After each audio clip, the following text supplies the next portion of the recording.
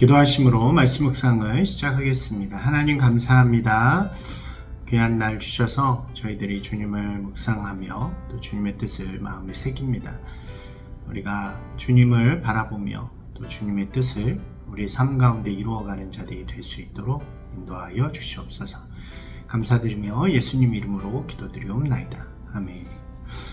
네, 안녕하세요. 오늘은 마가복음 15장의 말씀입니다. 지난 시간에 종교 지도자들은 예수님을 신성모독이라고 규정하고 이제 죽이기로 결정을 하죠. 하지만 그것을 이렇게 판결해 줄 수 있는 것은 당시 총독이었던 빌라도였기 때문에 빌라도의 법정 앞으로 예수님을 끌고 가게 되는 것입니다. 빌라도는 예수님을 신문하는데 예수님과의 신문 과정 속에서 그는 예수님이 그렇게 죽을 정도의 죄를 짓지 않았다, 죄가 없다는 것을 알게 되죠. 죄를 찾을 수 없었던 거예요. 이 성경에 보면 뭐라고 되어 있냐면 그가 예수님이 종교 지도자들의 시기를 받아서 이렇게 되었다라는 것을 알았다고 성경은 표현합니다. 근데 그렇다고 해서 예수님을 그냥 풀어주기에는 그 당시 이제 유지라고 할 수 있죠. 권력자들의 요구가 이렇게 그것을 생각하지 않을 수가 없었던 것입니다. 그래서 낸 꾀가 무엇이냐면 당시에 가장 악명이 높았던 살인자 바라바를 두고 예수님과 둘 중에 누구를 하나를 놓아주겠다라고 제안하게 되는 거죠. 하지만 이 꾀도 이제 종교 지도자들이 이미 이렇게 준비해 놓은 그런 사람들에 의해서 이제 선동이 되어져서 바라바를 풀어주고 예수는 십자가에 못 박으라는 요청을 하게 되죠. 결국 빌라도는 예수님이 죄가 없으심을 알았음에도 불구하고 사람들에게 예수님을 죽이라고 내어주는 그런 결정을 하게 됩니다. 그 결정은 결국 우리가 늘 고백하는 2000년 후에도 고백하는 사도신경의 빌라도의 죄로 나오게 되어지는 거죠.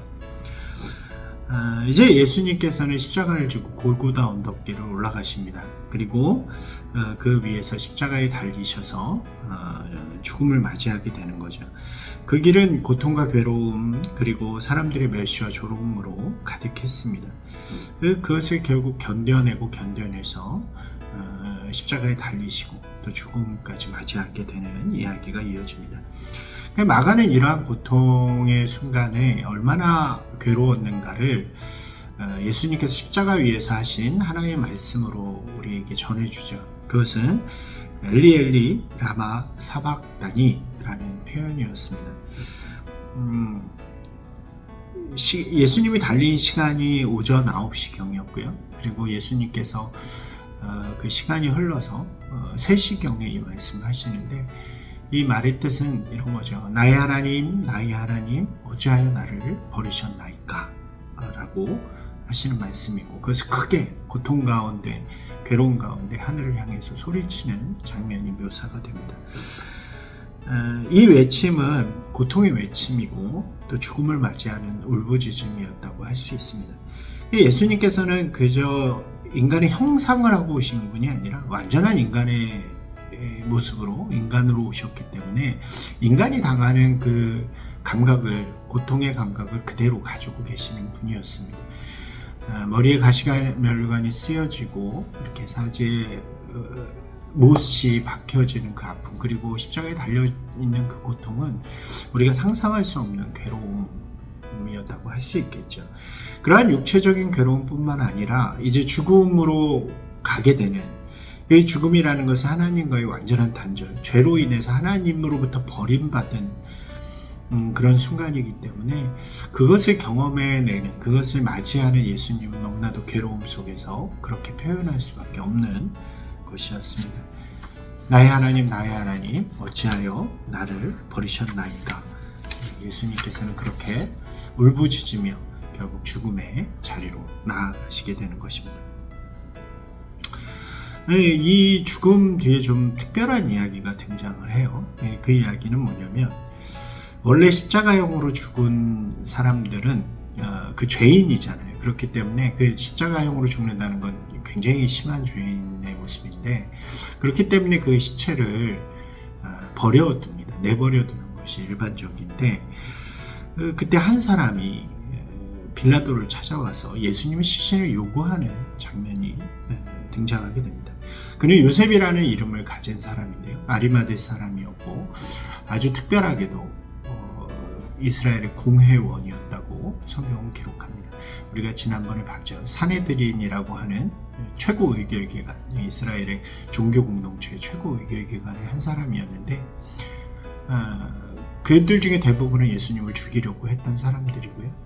이 아리마대 요셉은 하나님의 나라를 기다리는 사람으로 이 하나님이 진정한 예수님의 아들이라고 믿고 예수님의 죽으심은 이제 정리하게 됩니다. 그래서 시체를 요구하게 되고 그것을 받아다가 세마포로 싸서 이미 준비해둔 동굴에다가 장례를 치르게 되는 거죠.